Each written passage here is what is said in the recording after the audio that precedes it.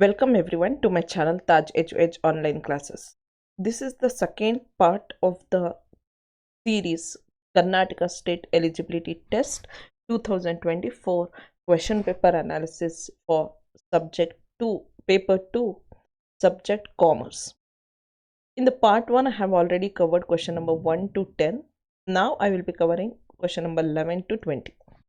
So here question number 11 says average inventory is rupees 12,000. Closing inventory is rupees 3,000 more than opening inventory ಅಂತ question ಅಲ್ಲಿ ಹೇಳ್ತಾ ಇದ್ದಾರೆ. Average inventory 12,000 ಅಂತೆ. Closing inventory ಎಷ್ಟು ಅಂತ ಗೊತ್ತಿಲ್ಲ, ಬಟ್ ಅದು ಓಪನಿಂಗ್ ಇನ್ವೆಂಟ್ರಿಗಿಂತ 3,000ದಷ್ಟು ಜಾಸ್ತಿ ಇತ್ತು ಅಂತ. ಹಂಗಾದ್ರೆ ಕ್ಲೋಸಿಂಗ್ ಇನ್ವೆಂಟ್ರಿ ಎಷ್ಟು ಅಂತ ಕಂಡುಹಿಡೀರಿ ಅಂತ ಹೇಳ್ತಾ ಇದ್ದಾರೆ. ಅದರಿಂದ ನಮಗೇನು ಗೊತ್ತಾಗುತ್ತೆ ಅಂದರೆ ಓಪನಿಂಗ್ ಇನ್ವೆಂಟ್ರಿ ನಾವು ಕಂಡುಹಿಡ್ಕೊಳ್ಬೇಕು, ಜೊತೆಗೆ ಓಪನಿಂಗ್ ಇನ್ವೆಂಟ್ರಿಗಿಂತ ಪ್ಲಸ್ 3,000 ಆ್ಯಡ್ ಮಾಡಿದ್ರೆ ನಮಗೆ ಕ್ಲೋಸಿಂಗ್ ಇನ್ವೆಂಟ್ರಿ ಬರುತ್ತೆ ಅಂತ. ಸೊ ಇನ್ವೆಂಟ್ರಿ ಅಂತ ಬಂದಾಗ ನಮಗೆ ಗೊತ್ತಿದೆ, ಆವ್ರೇಜ್ ಇನ್ವೆಂಟ್ರಿ ಅಂತ ಬಂದಾಗ the formula is opening inventory plus closing inventory divided by 2 ಅಂತ. ಈ ಕಡೆ ರೈಟ್ ಸೈಡ್ ಏನು ನೋಡ್ತಾ ಇದ್ದೀರಾ, ದಿಸ್ ಇಸ್ ದ ಫಾರ್ಮುಲಾ. ಅವ್ರು ಏನೇನು ಇನ್ಫಾರ್ಮೇಷನ್ ಕೊಟ್ಟಿದ್ದಾರೆ, ಆವ್ರೇಜ್ ಇನ್ವೆಂಟ್ರಿ ಇಸ್ 12,000. ಬರ್ಕೊಡಿ, ಒಂದು ಪೇಪರ್ ಪೆನ್ ಇಟ್ಕೊಂಡು ಬರ್ಕೊಂಡು ಅದ್ರ ಪ್ರಕಾರ ಸಾಲ್ವ್ ಮಾಡ್ಕೊಂಡು ಹೋಗಿ, ಅದರಿಂದ ನಿಮಗೆ ಮೈಂಡಲ್ಲಿ ಅದು ಸ್ಟೋರ್ ಆಗುತ್ತೆ. Average inventory is 12,000, closing inventory 3,000 more then the opening inventory, ಅಂದರೆ ಓಪನಿಂಗ್ ಇನ್ವೆಂಟ್ರಿ ಪ್ಲಸ್ 3,000 ಇದೆ ಅಂತ ಅರ್ಥ. ಸೊ ಈಗ ನಾವು ಓಪನಿಂಗ್ ಇನ್ವೆಂಟ್ರಿನ ಎಕ್ಸ್ ಅಂತ ಅಂದ್ಕೊಂಡ್ರೆ, ಓಕೆ, ಕ್ಲೋಸಿಂಗ್ ಇನ್ವೆಂಟ್ರಿ ಎಷ್ಟಿದೆ, ಎಕ್ಸ್ ಪ್ಲಸ್ 3,000 ಇದೆ, ಕರೆಕ್ಟ್. ಸೊ ಫಾರ್ಮುಲಾ ಏನು ಹೇಳುತ್ತೆ ನಮಗೆ, average inventory is equal to opening inventory plus closing inventory divided by 2, right. So this is the formula, this is a simple formula which we are doing from many years. So ಈಗ ನಾವೇನು ಮಾಡ್ತೀವಿ, ಇದನ್ನು substitute ಮಾಡಿದಾಗ average inventory ಅವರೇ ಕೊಟ್ಬಿಟ್ಟಿದ್ದಾರೆ 12,000, right. 12,000 is equal to opening inventory ಎಷ್ಟು ಗೊತ್ತಿಲ್ಲ ನಮಗೆ, ಎಕ್ಸ್ ಅಂತ ಅಂದ್ಕೊಂಡಿದ್ದೀವಿ, ಎಕ್ಸನ್ನು ಬರೀತೀವಿ ನಾವಲ್ಲಿ, ಪ್ಲಸ್ ಕ್ಲೋಸಿಂಗ್ ಇನ್ವೆಂಟ್ರಿ ಎಷ್ಟು, ಕ್ಲೋಸಿಂಗ್ ಇನ್ವೆಂಟ್ರಿ ಓಪನಿಂಗ್ ಇನ್ವೆಂಟ್ರಿಗಿಂತ 3,000ದಷ್ಟು ಜಾಸ್ತಿ ಇದೆ ಅಂತ. ಓಕೆ, ಸೊ ಎಕ್ಸ್ ಪ್ಲಸ್ 3,000 ಅಂತ ಬರೀತೀವಿ. Okay, so 2 is constant number, you know that. So opening plus closing divided by 2 ಅನ್ನೋದು ನಿಮಗೆ ಗೊತ್ತಿದೆ. ಸೊ ಸಿಂಪ್ಲಿಫೈ ಮಾಡಿದಾಗ ಇದು 12,000 ಅದು ಹಂಗೆ ಬರುತ್ತೆ. ಈ ಎಕ್ಸನ್ನ ಎಕ್ಸ್ ಜೊತೆ ಮಲ್ಟಿಪ್ಲೈ ಮಾಡಿದಾಗ 2x ಆಗುತ್ತೆ. ಓಕೆ, ಸೊ ಸಾರಿ ಆ್ಯಡ್ ಮಾಡಿದಾಗ ಎಕ್ಸನ್ನ ಎಕ್ಸ್ ಜೊತೆ ಆ್ಯಡ್ ಮಾಡಿದಾಗ 2x ಆಗುತ್ತೆ, ಪ್ಲಸ್ ಇಲ್ಲಿ 3,000 ಬರುತ್ತೆ ಡಿವೈಡೆಡ್ ಬೈ 2. ಸೊ ಈಗ 12,000 ಮಲ್ಟಿಪ್ಲೈ ಬೋತ್ ಸೈಡ್ಸ್ ಅಂತ ಇದೆ. ಈಗ 12,000 ಏನಿದೆ, ಈ 12,000ಅನ್ನು ಕ್ರಾಸ್ ಮಲ್ಟಿಪ್ಲಿಕೇಶನ್ ಮಾಡಿ 2 ಅಂತ ತೊಗೊಂಡಿದ್ದಾರೆ, ಅದು 24,000 ಆಗಿದೆ. ಓಕೆ, ಸೊ ಇದು 24,000 is equal to 2x plus 3,000 ಆಯಿತು. Okay, done. ಈಗ ಏನು ಮಾಡಬೇಕು, ನಾವು ಸಬ್ಟ್ರಾಕ್ಟ್ ಮಾಡಬೇಕು 3,000 from both the sides. Okay, so both sides ಏನಿಲ್ಲ, ಈಗ ನಾವು 2xನ್ನು ಈ ಕಡೆ ತೊಗೊಂಡು ಬಂದರೆ, ಓಕೆ, ಈ 24,000ನ ಆ ಕಡೆ ತೊಗೊಂಡೋದ್ರೆ ನಿಮಗೆ ಗೊತ್ತಿದೆ ಇಲ್ಲಿ ಪ್ಲಸ್ ಇರೋದು ಮೈನಸ್ ಆಗುತ್ತೆ. 24,000 ಮೈನಸ್ 3,000 ಇಸ್ 21,000 ಅನ್ನೋದು ನಮಗೆ ಗೊತ್ತಿದೆ. ಓಕೆ, ಸೊ ಅಲ್ಲಿ ಕೊಟ್ಟಿರೋ ಸ್ಟೆಪ್ಸನ್ನೇ ಫಾಲೋ ಮಾಡಬೇಕಂತ ಏನಿಲ್ಲ, ನಮಗೆ ಗೊತ್ತಿದೆ ಹೇಗೆ ಸಬ್ಸ್ಟಿಟ್ಯೂಟ್ ಮಾಡಬೇಕು ಅಂತ. So X is equal to ಎಷ್ಟು, 21,000 ಡಿವೈಡೆಡ್ ಬೈ 2 ಅಂತ ಬರುತ್ತೆ, ಕರೆಕ್ಟಾ.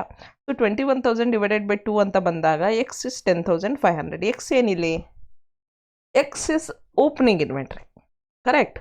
ಈಗ ನಮಗೆ ಕೇಳಿರೋದು ಏನವರು, ಕ್ಲೋಸಿಂಗ್ ಇನ್ವೆಂಟ್ರಿ ಎಷ್ಟು ಅಂತ. So X is opening inventory ಮತ್ತು closing inventory is 3,000 more than opening inventory ಅಂತ ಹೇಳಿರೋದು. ಸೊ 10,500 ಜೊತೆ ನಾವು 3,000ಅನ್ನು ಆ್ಯಡ್ ಮಾಡಿಕೊಂಡಾಗ ನಮಗೆ ಬರುತ್ತೆ 13,500. So 13,500 is the closing inventory here. So ನಾವು ಸಬ್ಸ್ಟಿಟ್ಯೂಟ್ ಮಾಡುವಾಗ ನಮಗೆ ಏನಿಲ್ಲ, ಸಿಂಪಲ್ ಪ್ರಾಬ್ಲಮ್ ಕೊಟ್ಟಿದ್ದಾರೆ. We just need to know that average inventory is equal to opening inventory plus closing inventory. Okay, so that is the formula. Next is question number 12. Obsolescence of a depreciable asset may be caused by anta. Obsolescence of a depreciable asset may be caused by anta bandaga economic factors are, social changes are, technological changes are, changes in market demand for product or service, legal or other restriction ಅಂತ. So ಇಲ್ಲಿ ಒಂದು ಏನಂದರೆ technological ಚೇಂಜಸ್ಸಿಂದ ಅಂತೂ ಆಬ್ಸಲೆನ್ಸ್ ಆಗುತ್ತೆ. ಆಬ್ಸಲೆನ್ಸ್ ಆಗೋದು ಅಂದರೆ ಈಗ ನೀವು ಫೋನ್ ತೊಗೊಳ್ತೀರಾ, ಓಕೆ, ಇವತ್ತು ನೀವು ಫೋನ್ ತೊಗೊಂಡಾಗ ಅದೊಂದು ಹೊಸ ಟೆಕ್ನಾಲಜಿ ಅಂತ ಅಂದ್ಕೊಂಡು ನೀವು ತೊಗೊಳ್ತೀರಾ, ಕರೆಕ್ಟಾ? ಒಂದು ತಿಂಗಳಾದಮೇಲೆ ಬೇರೆ ಯಾವುದೋ ಹೊಸ ಟೆಕ್ನಾಲಜಿ ಬಂದ್ಬಿಡುತ್ತೆ ಮಾರ್ಕೆಟಲ್ಲಿ.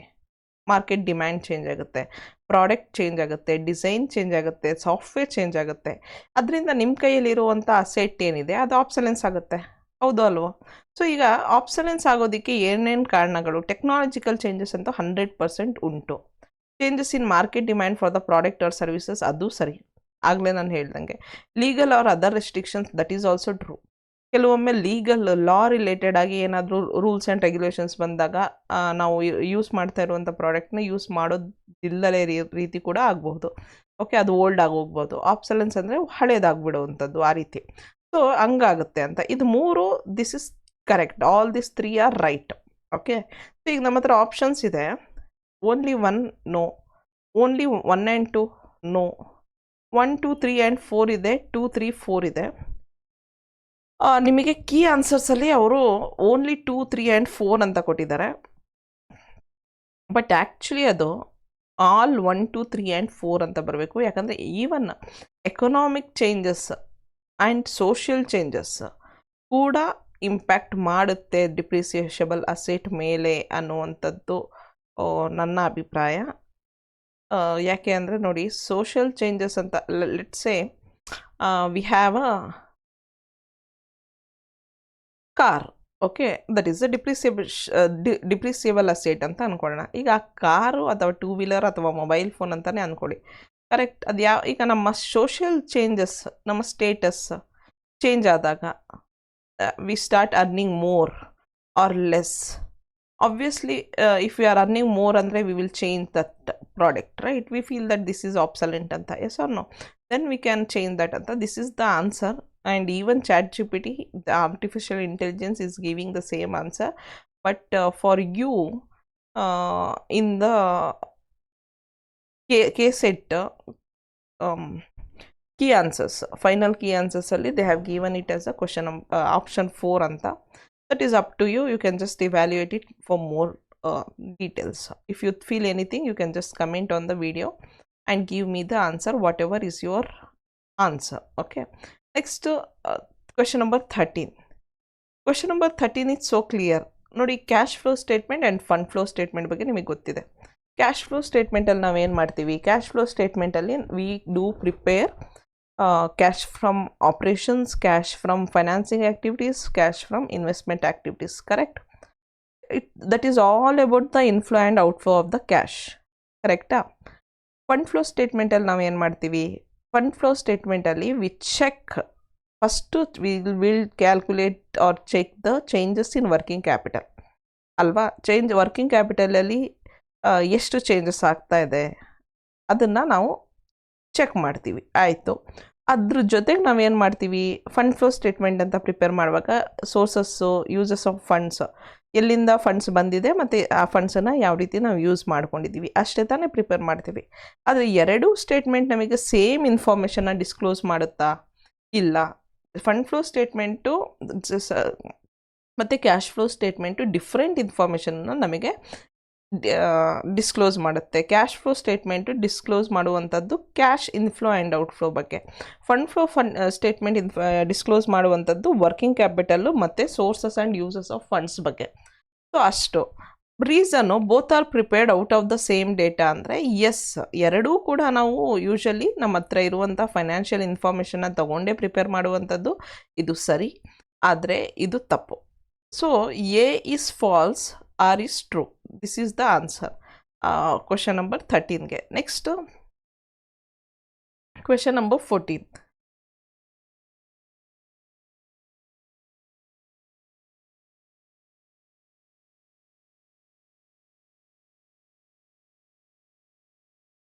Question number 14 ಅಂತ ಬಂದಾಗ, what would be the cost of goods sold with the what would be the cost of goods sold with the following details ಅಂತ ಕೊಟ್ಟಿದ್ದಾರೆ.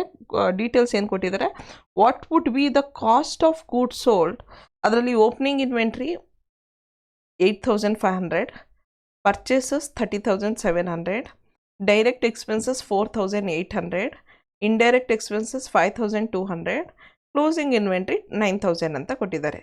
ಈಗ ನಾವು ನಮಗೆ cost of goods sold calculate ಮಾಡುವಾಗ ನಮಗೆ ಗೊತ್ತಿದೆ, ನಾವೇನು ಮಾಡ್ಕೊಳ್ತೀವಿ, ಓಪನಿಂಗ್ ಇನ್ವೆಂಟ್ರಿ ಬರೀತೀವಿ, ಕರೆಕ್ಟ್, ದಟ್ ಈಸ್ 8500. ಜೊತೆಗೆ ಏನೇನು ಪರ್ಚೇಸಸ್ ಮಾಡ್ತೀವಿ ಅದನ್ನೂ ಬರೀತೀವಿ, ಓಕೆ, 30,700. ಅದಾದಮೇಲೆ ಅದಕ್ಕೆ ಏನೇನು ಡೈರೆಕ್ಟ್ ಎಕ್ಸ್ಪೆನ್ಸಸ್ನ ಸ್ಪೆಂಡ್ ಮಾಡಿದ್ದೀವಿ ಅದು ಆ್ಯಡ್ ಮಾಡ್ಕೊಳ್ತೀವಿ, 4,800. ಅದನ್ನು ಆದ ನಂತರ ಕ್ಲೋಸಿಂಗ್ ಇನ್ವೆಂಟ್ರಿ ಎಷ್ಟು ಅದನ್ನು ಡಿಡಕ್ಟ್ ಮಾಡ್ತೀವಿ ಅಲ್ವಾ. ಸೊ ಇಂಡೈರೆಕ್ಟ್ ಎಕ್ಸ್ಪೆನ್ಸಸ್ ಏನಿದೆ ಅದನ್ನು ನಾವು ಕಾಸ್ಟ್ ಆಫ್ ಗೂಡ್ಸ್ ಸೋಲ್ಡಲ್ಲಿ ಇನ್ಕ್ಲೂಡ್ ಮಾಡ್ಕೊಳ್ಳಲ್ಲ. ಸೊ ಅದಕ್ಕೋಸ್ಕರ ಇಲ್ಲೇನು ಅಂದರೆ cost of goods sold is equal to opening inventory, that is 8500 plus purchases 30,700, direct expenses 4,800 minus closing inventory of 9,000 ಮಾಡಿದ್ರೆ ನಮಗೆ 35,000 ಬರುತ್ತೆ answer. 35,000 is the answer.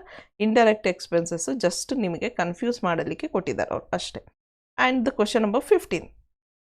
Question number 15 says on January 1st, 2022, provision for bad debts of rupees 2,500. ಈಗ provision for ಬ್ಯಾಡ್ ಡೆಬ್ಟ್ಸ್ಗೂ ಮತ್ತು ಬ್ಯಾಡ್ debts okay ಗು ನಿಮಗೆ ವ್ಯತ್ಯಾಸ ಗೊತ್ತಿದೆ. ಈಗ ಪ್ರಾವಿಷನ್ ಫಾರ್ ಬ್ಯಾಡ್ ಡೆಬ್ಟ್ಸ್ ಅಂದರೆ ಈಗ ನಾವು ಯಾರಿಗೂ ಸಾಲ ಕೊಟ್ಟಿರ್ತೀವಿ ಅಂದ್ಕೊಳ್ಳೋಣ, ಓಕೆ, ಅಥವಾ ನಾವು ಯಾರಿಗೋ ಗೂಡ್ಸ್ ಸೇಲ್ ಮಾಡಿದ್ದೀವಿ, ಅವ್ರು ನಮಗೆ ದುಡ್ಡು ಕೊಡಬೇಕು, ದುಡ್ಡು ಬರ್ದಲೇ ಇರುವಂಥ ಚಾನ್ಸಸ್ ಇರುತ್ತೆ. ಅದನ್ನು ನಾವೇನು ಮಾಡ್ತೀವಿ ಅಂದರೆ ರೆಕಾರ್ಡ್ ಮಾಡ್ಕೊಳ್ತೀವಿ, ಕರೆಕ್ಟ್ ಅಲ್ವಾ. ಸೊ ಪ್ರಾವಿಷನ್ ಫಾರ್ ಬ್ಯಾಡ್ ಡೆಬ್ಟ್ಸು ಇಷ್ಟು, ಈಗ ನಾವು 2,500 ರೂಪಾಯಿ ಅಷ್ಟು ದುಡ್ಡು ಬರ್ದಲೇ ಇರಬಹುದು ಈ ವರ್ಷ ಅಂತ ಅಂದ್ಕೊಂಡು ಎಕ್ಸ್ಪೆಕ್ಟ್ ಮಾಡಿಕೊಂಡು ನಾವು 2,500 ಅಂತ ಅಂದ್ಕೊಂಡಿದ್ದೀವಿ. ಆದರೆ ಆ ವರ್ಷದ ಎಂಡಸ್ಟ್ರಲ್ಲಿ ನಮಗೆ ಗೊತ್ತಾಗುತ್ತೆ ಆ್ಯಕ್ಚುಲಿ ನಾವು ರಿಸರ್ವ್ ಮಾಡ್ಕೊಂಡಿದ್ದು 2,500, ಆದರೆ ನಮಗೆ ಬರ್ದಲೇ ಇರೋದು 1,870 ಅಂತ, ಓಕೆ. ಸೊ ಎಷ್ಟು ಡಿಫ್ರೆನ್ಸ್ ಆಯಿತು, 2,500 ನಾವು ರಿಸರ್ವ್ ಮಾಡ್ಕೊಂಡ್ವಿ, ಆ್ಯಕ್ಚುಲಿ ಬರ್ದಲೇ ಇರೋದೆಷ್ಟು 1,870, ಕರೆಕ್ಟ್ ಅಲ್ವಾ. ಸೊ ಅಪ್ರಾಕ್ಸಿಮೇಟ್ಲಿ ಎಷ್ಟು ಪ್ರಾವಿಷನ್ ಫಾರ್ ಬ್ಯಾಡ್ ಡೆಬ್ಟ್ಸ್ನ ನಾವು ಜಾಸ್ತಿ ಇಟ್ಕೊಂಡಿದ್ವಿ, 630. ಇದೆರಡಕ್ಕೂ ಡಿಫ್ರೆನ್ಸ್ ನೋಡಿದ್ರೆ 630 ಜಾಸ್ತಿ ಇಟ್ಕೊಂಡಿದ್ವಿ, ಓಕೆ. ಬಟ್ ಅವ್ರು ಏನು ಹೇಳ್ತಾ ಇದ್ದಾರೆ ಅಂದರೆ make a provision for bad debts at 5% on the trade receivables.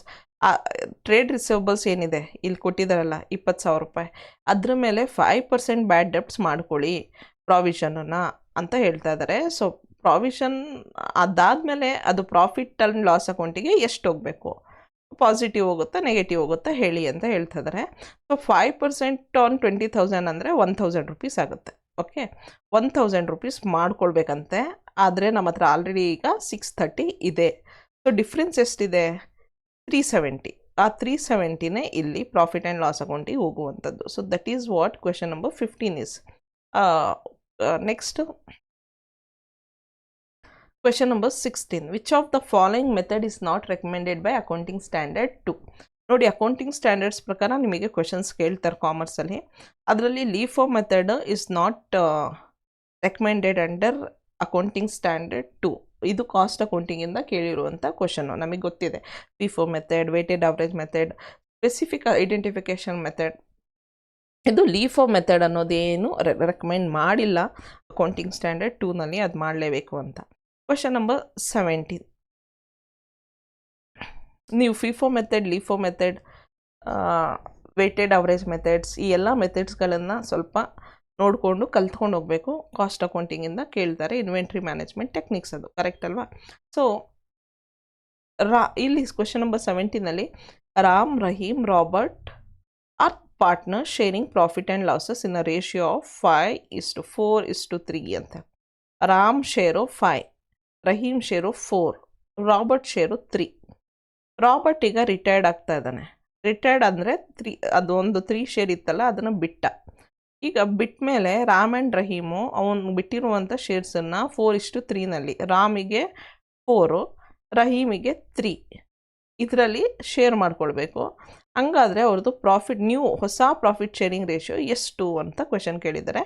ಇದು ನಿಮಗೆ ಗೊತ್ತಿರುತ್ತೆ, ಕಾಮರ್ಸ್ ಸ್ಟೂಡೆಂಟ್ಸಿಗೆ ಪ್ರಾಫಿಟ್ ಶೇರಿಂಗ್ ರೇಷಿಯೋದಲ್ಲಿ ಕ್ವೆಶನ್ಸು ಮಾಡುವಂಥದ್ದು. ಸೊ ಇಲ್ಲಿ ಏನು ಕ್ವೆಶನ್ಸ್ ಕೇಳಿದ್ದಾರೆ, ಫಸ್ಟು ರಾಬರ್ಟ್ ಶೇರ್ ಎಷ್ಟು, Ram, Rahim, Robert. Ram share 5, Rahim share 4, Robert share 3 ಅಲ್ವಾ. ಇದು ರಾಮು ಫಸ್ಟು, 5 ರಾಮ್ದು, 4 ರಹೀಮ್ದು, 3 ರಾಬರ್ಟ್ದು. ಕರೆಕ್ಟ್. So Robert share 3.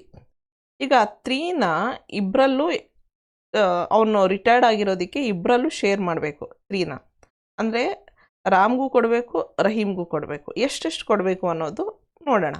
ಈ 3 ರಾಬರ್ಟ್ ಶೇರ್ದಲ್ವಾ, ಇಂಟು ಈಗೇನು ಹೊಸ ಪಾರ್ಟು, ರಾಮಿಗೆ 4, ರಹೀಮಿಗೆ 3. ಕರೆಕ್ಟ್. ಸೊ 4 ಇಸ್ ರಾಮಿಗೆ 4 ನ್ಯೂಮರೇಟರ್, ರಹೀಮ್ಗೆ 3 ನ್ಯೂಮರೇಟರ್. ಕರೆಕ್ಟಾ? ಡಿವೈಡೆಡ್ ಬೈ 4 + 3 ಎಲ್ಲಿಂದ ಬಂದು, ಇದು 4 + 3 is 7. Correct. So 3 × 4 divided by 7. 3 ಅಂದರೆ ರಾಬರ್ಟ್ ಶೇರು. ಓಕೆ. 4 ಅಂದರೆ ಹೊಸ ರೇಷಿಯೋ, ಡಿವೈಡೆಡ್ ಬೈ ಅಂದರೆ 3ನ 4:3ನಲ್ಲಿ ಡಿವೈಡ್ ಮಾಡ್ಕೊಳ್ಬೇಕು ಅವರು. 3 × 4 ಡಿವೈಡೆಡ್ ಬೈ 4 + 3 is 7. ಸೊ ಈಗ ಇದನ್ನು ನಾವು ಕ್ಯಾಲ್ಕುಲೇಟ್ ಮಾಡಿದಾಗ 12/7 ಬರುತ್ತೆ. Rahim's extra. Okay. 3 × 3/7. 3 3s are 9, 9/7. 3 4s are 12, 12/7. Correct. So ಈಗ ರಾಮಿಗೆ 12 ಅಷ್ಟು ಹೋಗ್ತಾ ಇದೆ, ರಹೀಮಿಗೆ 9 ಅಷ್ಟು ಹೋಗ್ತಾ ಇದೆ. Okay, done. ಸೊ ನೆಕ್ಸ್ಟು ಹೊಸದಾಗಿ ಏನು ರೇಷಿಯೋ ಬರ್ತಾ ಇದೆ ಅವರಿಗೆ ಅಂತ ಚೆಕ್ ಮಾಡಿದಾಗ 5 ಇತ್ತು ಆಲ್ರೆಡಿ ಅಲ್ವಾ, ಇವನಿಗೆ 4 ಇತ್ತು ಆಲ್ರೆಡಿ. ಇಲ್ಲಿ ನೋಡಿ 5 + 4 + 3 ಇದ್ದಿದ್ದು ಅವರಿಗೆ. ಕರೆಕ್ಟ್ ಅಲ್ವಾ? ಈಗ 5 4. ಈಗ ಹೊಸದಾಗಿ ಅವನಿಗೆ ಬರ್ತಾ ಇದೆ 12/7. ಹೊಸದಾಗಿ ಇವನಿಗೆ ಬರ್ತಾ ಇದೆ 9/7. ಸೊ ಈಗ ನಾವು ಇದನ್ನು ತಗೊಂಡಾಗ, okay, 7 5s are 35 + 12 divided by 7. 4 7s are 28 + 9 divided by 7. So ಈಗ 35 + 12 is 47. 28 + 9 is 37. 47 divided by 7, 37 divided by 7 is new ratio, that is 47:37 is a new ratio of Ram and Rahim. So that is about the ratio, profit sharing ratio. Retired ಆದಾಗ, ಬಿಟ್ಟು ಹೋದಾಗ, ಅಥವಾ ಹೊಸ partner ಬಂದು ಸೇರಿಕೊಂಡಾಗ ಆ ರೀತಿ ನೀವು ರೇಷಿಯೋಸ್ ಕ್ಯಾಲ್ಕುಲೇಟ್ ಮಾಡುವಂಥದ್ದನ್ನು ಕಲ್ತ್ಕೊಳ್ಬೇಕು. Next question number 18. ನಿಮಗೆ ಗೊತ್ತಿದೆ ಇದು principles, accounting principles and practices, concepts, right? Materialistic, going concern concept, historical cost concept, consistency concept. ಇಲ್ಲಿಂದ ಅಂತೂ ನಿಮಗೆ 100% ಕ್ವೆಶನ್ ಬಂದೇ ಬರುತ್ತೆ ಅಲ್ವಾ? ನಿಮಗೆ ಗೊತ್ತಿದೆ ಇದು. ಮೆಟೀರಿಯಾಲಿಟಿ ಕಾನ್ಸೆಪ್ಟ್ ಅಂದರೆ ಏನು? It is relating to the importance of an item or event, right? ಒಂದು ಸಣ್ಣ ಪುಟ್ಟ ಐಟಮ್ಗೂ ಅದರದ್ದೇ ಆದಂಥ ವ್ಯಾಲ್ಯೂ ಇರುತ್ತೆ, ಅದನ್ನು ನಾವು ರೆಕಾರ್ಡ್ ಮಾಡಬೇಕು ಅನ್ನುವಂಥದ್ದು ಮೆಟೀರಿಯಾಲಿಟಿ ಕಾನ್ಸೆಪ್ಟ್ ಹೇಳುತ್ತೆ. ಗೋಯಿಂಗ್ ಕನ್ಸರ್ನ್ ಕಾನ್ಸೆಪ್ಟ್ ಏನು ಹೇಳುತ್ತೆ? ಒಂದು ಕಂಪನಿ ಅನ್ನೋದು ಯಾರು ಬಂದರೂ ಯಾರು ಬಿಟ್ಟೋದ್ರೂ ಆ ಕಂಪನಿ ಮಾತ್ರ ನಡೀತಾನೇ ಇರುತ್ತೆ ಅಂತ ಹೇಳುತ್ತೆ ತಾನೇ. ಹಿಸ್ಟಾರಿಕಲ್ ಕಾಸ್ಟ್ ಕಾನ್ಸೆಪ್ಟ್ ಏನು ಹೇಳುತ್ತೆ? ಅಕೌಂಟಿಂಗ್ ನಾವೇನು ಮಾಡ್ತೀವಿ, ಅಸೆಟ್ ರೆಕಾರ್ಡ್ ಮಾಡ್ತೀವಿ, ಅದು ಹಿಸ್ಟಾರಿಕಲ್ ಕಾಸ್ಟ್ ಬೇಸಿಸ್ ಮೇಲೆ ರೆಕಾರ್ಡ್ ಮಾಡಬೇಕು ಅನ್ನೋದು. ಕನ್ಸಿಸ್ಟೆನ್ಸಿ ಕಾನ್ಸೆಪ್ಟ್ ಏನು ಹೇಳುತ್ತೆ? ನಾವು ಪ್ರತಿ ಸಲ ಅಕೌಂಟಿಂಗ್ ಮಾಡಿದಾಗ for different period of time ಒಂದೇ ರೀತಿಯಾದಂಥ ಅಕೌಂಟಿಂಗ್ ಸಿಸ್ಟಮನ್ನು ಫಾಲೋ ಮಾಡಬೇಕು, ಅಕೌಂಟಿಂಗ್ ಮೆಥಡನ್ನ ಅಂತ ತಾನೇ ಹೇಳುತ್ತೆ. ಸೊ ಈಗ ಕನ್ಸಿಸ್ಟೆನ್ಸಿ ಅಂದರೆ ಇಲ್ಲಿ ನೋಡಿ option 1, the same accounting method used by firm from one period to another. So ಡಿಗೆ ಆನ್ಸರು 1, ಅಂದರೆ ಇದೆರಡಲ್ಲ. ಕರೆಕ್ಟ್. ಸೊ ಎಗೆ ಆನ್ಸರು 4, ಅಂದರೆ ಇದಲ್ಲ. ಆನ್ಸರ್ ಏನು? ಆನ್ಸರ್ ಈಸ್ 1, ಯಾಕಂದರೆ ಎಗೆ 4, ಡಿಗೆ 1, ರೈಟ್? ಇಲ್ಲಿ ಕೊಟ್ಟಿದ್ದಾರೆ ಬಿಗೆ 2. ಚೆಕ್ ಮಾಡ್ಕೊಳ್ಳೋಣ ಒಂದ್ಸಲಿ. Going concern concept, an appropriate assumption of a firm being bankrupt. ಸಿಗೆ 3, historical concept is a normal basis used for accounting asset. So ಇಷ್ಟು.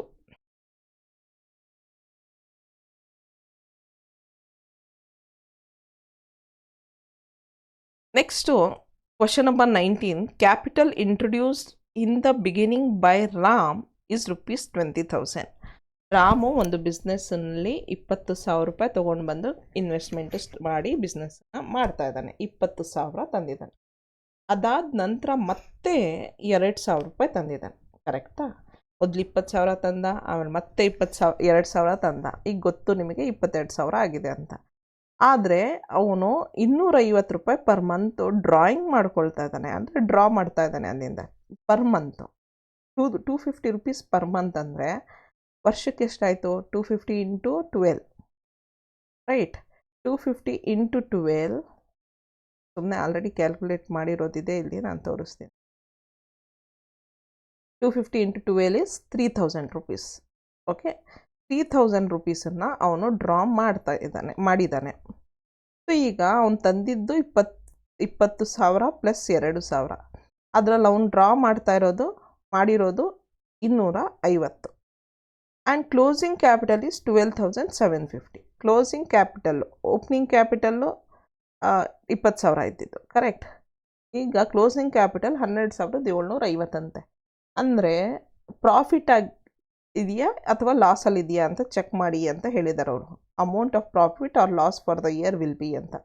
ಸೊ ಫಾರ್ಮುಲಾ ಏನು ಅಂದರೆ closing capital is equal to opening capital plus additional capital if any introduced plus profit minus drawings ಅಂತ ಹೇಳ್ತೀವಿ.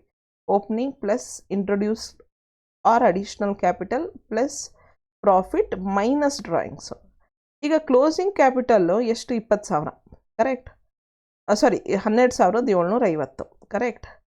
ಈ ಕಡೆ 12,550, ಇದನ್ನು substitute ಮಾಡಿದ್ರೆ opening is 20,000, introduced is 2,000, profit ಎಷ್ಟಂತ ನಮಗೆ ಗೊತ್ತಿಲ್ಲ, ಎಕ್ಸ್ ಅಂತ ಅಂದ್ಕೊಳ್ಳೋಣ, ಮೈನಸ್ ಡ್ರಾಯಿಂಗ್ಸು 3,000. ಸೊ ನಾವು ಈ ಪ್ರಾಫಿಟನ್ನು ಈ ಕಡೆ ತಂದು ಕ್ಲೋಸಿಂಗ್ನ ಈ ಕಡೆ ತಂದಾಗ, ಕರೆಕ್ಟ್? ಕ್ಲೋಸಿಂಗ್ನ ಈ ಕಡೆ ತಂದಾಗ ಅದು ಸರಿ ಹೋಗುತ್ತೆ, ಹೌದಾ? ಸೊ ನಾವೇನು ಮಾಡ್ಬೋದು, ಇದನ್ನೆಲ್ಲ ಈ ಕಡೆ ತಂದು ಹೇಗೆ ಮಾಡಿದ್ರು ಅಷ್ಟೇ, ನಿಮ್ಗೆ ಗೊತ್ತಿದೆ ಸಬ್ಸ್ಟಿಟ್ಯೂಟ್ ಮಾಡೋದು. ಅಲ್ಟಿಮೇಟ್ಲಿ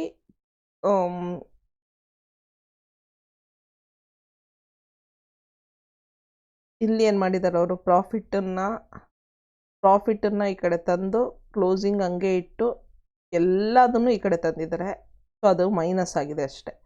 ಓಕೆ, ಇದು ಮೈನಸ್ ಇರೋದು ಪ್ಲಸ್ ಆಗಿದೆ, ಸೈನ್ ಚೇಂಜ್ ಆಗಿದೆ, because is equal to left side ತಂದುಬಿಟ್ಟಿದ್ದಾರೆ ಎಲ್ಲದು. ಓಕೆ, ಸೊ ಈಗ ಪ್ರಾಫಿಟ್ ಎಷ್ಟು ಅಂತ ನಮಗೆ ಗೊತ್ತಿಲ್ಲ. Closing is 12,750 minus 20,000 opening minus introduce 2,000 plus 3,000 drawings, ಅದೆಲ್ಲ ಮಾಡಿದ್ರೆ ಮೈನಸ್ 6,250. ಹೆಂಗೆ ನಾವು ಮಾಡಿದ್ರು ಕೂಡ ಮೈನಸ್ಸೇ ಬರುತ್ತೆ, ಯಾಕಂದರೆ ಪ್ರಾಫಿಟ್ಟು ಈ ಕಡೆ ಬಂತು, ಕರೆಕ್ಟ್ ಅಲ್ವಾ? ಸೊ ಹಂಗೆ ತೊಗೊಂಡ್ರು ಪ್ರಾಫಿಟ್ ಈ ಕಡೆ ಬಂದು ಕ್ಲೋಸಿಂಗ್ ನಾವು ಹಿಂಗೆ ತೊಗೊಂಡು ಮಾಡಿದ್ರು ಕೂಡ, ಹೇಗೆ ಮಾಡಿದ್ರು ಮೈನಸ್ 6,250ನೇ ಬರುತ್ತೆ. That means it is a loss. Sorry, ಈ ಕಡೆ ಇದಲ್ಲ ಆನ್ಸರು, ಇದು 4th one, loss of 6,250. So the next question is, which model of human resource accounting is an extension of Lev and Scrott's model and considered the movement of an employee from one role to another during his career? ಇದು HR accounting related question. Okay, HR accounting. ಈಗ ಎಲ್ಲ questions ಕೂಡ accounting ರಿಲೇಟೆಡೇ. HR accounting related question. Answer ಇದಕ್ಕೆ Eric Flamholtz model ಅಂತ ಹೇಳ್ತೀವಿ. ಇದನ್ನು ಸ್ವಲ್ಪ ಇನ್ ಡೀಟೇಲಾಗಿ ಅರ್ಥ ಮಾಡ್ಕೊಳ್ಳೋಣ. HR ಅಕೌಂಟಿಂಗ್ ಮಾಡೆಲ್ಸ್ ಯಾವುದ್ಯಾವುದಿದೆ? ಫಸ್ಟ್ ಇದೆ Lev and Schwartz model. Lev and Schwartz model. Okay, ಏನು ಹೇಳ್ತಾ ಇದೆ? Present value of future earning of employees. ಈಗ ನಾವು ಫೈನಾನ್ಷಿಯಲ್ ಮ್ಯಾನೇಜ್ಮೆಂಟ್ ಕ್ಯಾಲ್ಕುಲೇಟ್ ಮಾಡುವಾಗ ಕ್ಯಾಲ್ಕುಲೇಟ್ ಮಾಡ್ತೀವಿ ನೋಡಿ, present value of future cash inflows. ಆ ರೀತಿ ಇಲ್ಲಿ ಲೀವ್ ಸ್ಕ್ವಾಟ್ಸ್ ಹೇಳ್ತಾ ಇದ್ದಾನೆ, ಒಬ್ಬ ಎಂಪ್ಲಾಯಿನ ನಾವು ಹೈಯರ್ ಮಾಡ್ತೀವಲ್ಲ, ಹೈಯರ್ ಮಾಡಿದಾಗ ಅವನು ನಮ್ಮ ಕಂಪ್ನಿನಲ್ಲಿ ಕೆಲಸ ಮಾಡ್ತಾನಲ್ಲ ರಿಟೈರ್ಡ್ ಆಗೋವರೆಗೂ, ಕರೆಕ್ಟ್? ರಿಟೈರ್ಡ್ ಆಗೋವರೆಗೂ ಅವ್ನು ಕೆಲಸ ಮಾಡ್ತಾ ಇರ್ತಾನೆ. ಅಲ್ಲಿವರೆಗೂ ಅವನಿಂದ ನಮಗೆ ಏನೇನು ದುಡ್ಡು ಬರುತ್ತೋ, ಅವನಿಂದ ಏನೇನು ಕಾಂಟ್ರಿಬ್ಯೂಷನ್ ಬರುತ್ತೋ, ಅವನು ಎಷ್ಟು ಕೆಲಸ ಮಾಡ್ತಾನೋ ಅದರ ಪ್ರೆಸೆಂಟ್ ವ್ಯಾಲ್ಯೂ ಎಷ್ಟು ಅಂತ ನಾವು ಕ್ಯಾಲ್ಕುಲೇಟ್ ಮಾಡಿ ಚೆಕ್ ಮಾಡಿದಾಗ ನಾವು ಅವನ HR ಅಕೌಂಟಿಂಗ್ನ ಮಾಡ್ಬೋದು ಅಂತ ಹೇಳ್ತಾ ಇದ್ದಾನೆ ಇಲ್ಲಿ. So value of human resource, ಅವನಿಗೆ ಎಷ್ಟು ವ್ಯಾಲ್ಯೂ ಅನ್ನೋದು ಯಾವ ಬೇಸಿಸ್ ಮೇಲೆ ನಾವು ಮಾಡ್ಬೋದು ಅಂದರೆ present value of expected future earnings of employee until his retirement ಅಂತ ಹೇಳ್ತಾ ಇದ್ದಾರೆ. ಇದು ಲೀವ್ ಸ್ಕ್ರಾಟ್ಸ್ ಮಾಡೆಲ್. ಓಕೆ, ನೀವು ಶಾರ್ಟಾಗಿ ನೆನ್ಪಿಟ್ಕೊಳ್ಬೋದು ಇದನ್ನ, ಹೇಳ್ತಿದ್ದು ಹೇಗೆ ಅಂತ. Next Eric Flamholtz model ಇದೆ. ಎರಿಕ್ ಫ್ಲಾಮ್ ಹೌಸ್ ಮಾಡೆಲ್ಲೇ. ಇದರಲ್ಲಿ ಏನು ಐಡಿಯಾ ಅಂದರೆ, ಎಂಪ್ಲಾಯಿ ಈಗ ಲೇವ್ ಸ್ಕ್ವಾಟ್ಸ್ ಮಾಡಲ್ಲ, ಅವನೇನು ಹೇಳ್ತಾ ಇದ್ದಾನೆ, ಈಗ ಸೇರಿದಾಗ್ಲಿಂದ ಲಾಸ್ಟ್ ಅವ್ನು ರಿಟೈರ್ಡ್ ಆಗೋವರೆಗೂ ಎಷ್ಟು ಕಾಂಟ್ರಿಬ್ಯೂಷನ್ ಕಂಪ್ನಿಗೋಸ್ಕರ ಅವ್ನು ಮಾಡ್ತಾನೋ ಅದ್ರ ಬೇಸಿಸ್ ಮೇಲೆ ಅವ್ನ ವ್ಯಾಲ್ಯೂನ ನಾವು ಫಿಕ್ಸ್ ಮಾಡೋಣ ಅಂತ. ಎರಿಕ್ ಹೇಳ್ತಾನೆ, ಅದು ಹೆಂಗೆ ಸಾಧ್ಯ? ಒಬ್ಬ ಎಂಪ್ಲಾಯಿ ಸೇರಿದಾಗ್ಲಿಂದ ರಿಟೈರ್ಡ್ ಆಗೋವರೆಗೂ ಒಂದೇ ಪೊಸಿಷನಲ್ಲಿ ಇರಲ್ಲ, ಒಂದು ಪೊಸಿಷನ್ ಚೇಂಜ್ ಆಗುತ್ತೆ. ಅವ್ನು ಫಸ್ಟು ಟ್ರೈನಿಯಾಗಿ ಸೇರ್ಬೋದು, ಆಮೇಲೆ ಮ್ಯಾನೇಜರ್ ಆಗ್ಬೋದು, ಆಮೇಲೆ ಡೈರೆಕ್ಟರ್ ಆಗ್ಬೋದು. ಅವನು ಡಿಫ್ರೆಂಟ್ ರೋಲ್ಸಲ್ಲಿ ಮೂವ್ ಆಗ್ತಾನೆ, ಡಿಫ್ರೆಂಟ್ ಡಿಪಾರ್ಟ್ಮೆಂಟ್ಸಲ್ಲಿ ಮೂವ್ ಆಗ್ತಾನೆ, ಡಿಫ್ರೆಂಟ್ ಫಾರ್ಮ್ಸಲ್ಲಿ ಡಿಫ್ರೆಂಟ್ ಚೇಂಜಸ್ ಆಗುತ್ತೆ. ಫ್ಯೂಚರ್ ಆಗ್ತಾ ಆಗ್ತಾ ಟೈಮ್ ಆಗ್ತಾ ಆಗ್ತಾ ಚೇಂಜಸ್ ಆಗುತ್ತೆ. ಸೊ ಅದಕ್ಕೆ ನಾವು ವ್ಯಾಲ್ಯೂ ಆಫ್ ಎಂಪ್ಲಾಯೀಸ್ನ ಅವನು expected service states and probabilities of movement, ಅವ್ನು ಎಷ್ಟು ಮೂಮೆಂಟ್ ಆಗ್ಬೋದು, ಎಷ್ಟು ವರ್ಷ ಅವ್ನು ಕೆಲಸ ಮಾಡಬಹುದು, ಯಾವ್ಯಾವ ಪೊಸಿಷನಿಗೆ ಹೋಗ್ಬೋದು, ಅಲ್ಲಿಂದ ಅವನೇನು ಕಾಂಟ್ರಿಬ್ಯೂಷನ್ ಮಾಡ್ಬೋದು, ಅದ್ರ ಬೇಸಿಸ್ ಮೇಲೆ ನಾವು ಎಂಪ್ಲಾಯಿ ವ್ಯಾಲ್ಯೂನ ಕ್ಯಾಲ್ಕುಲೇಟ್ ಮಾಡಬೇಕು ಅಂತ ಹೇಳ್ತಾನೆ. ಇದು ಮೋರ್ ರಿಯಲಿಸ್ಟಿಕ್ ಆ್ಯಂಡ್ ಡೈನಾಮಿಕ್ ಅಂತ ಹೇಳ್ತೀವಿ. ಅದಕ್ಕೋಸ್ಕರ ಇದನ್ನು ಇಂಪಾರ್ಟೆಂಟು, ಇದರಿಂದ ಕ್ವೆಶನ್ಸಲ್ಲಿ ಕೇಳಿರುವಂಥದ್ದು. ಸೊ ಎರಡೂ ಕೂಡ important. So next Gilles and Robinson model ಅಂತ ಇದೆ. ಗಿಲ್ಸ್ ಆ್ಯಂಡ್ ರಾಬಿನ್ಸನ್ನು ಏನು ಹೇಳ್ತಾನಂದರೆ, ನಾವು ಒಬ್ಬ ಎಂಪ್ಲಾಯಿನ ವ್ಯಾಲ್ಯೂನ ಫಿಕ್ಸ್ ಮಾಡಬೇಕು ಅಂದರೆ ಅವನ ಮೇಲೆ ನಾವು ಏನು ವೆಚ್ಚ ಮಾಡಿರ್ತೀವಿ, ರೆಕ್ರೂಟ್ಮೆಂಟಿಗೆ, ಟ್ರೈನಿಂಗಿಗೆ, ಡೆವಲಪ್ಮೆಂಟಿಗೆ, ಅದ್ರ ಬೇಸಿಸ್ ಮೇಲೆ ನಾವು ವ್ಯಾಲ್ಯೂನ ಫಿಕ್ಸ್ ಮಾಡಬೇಕಾಗತ್ತೆ.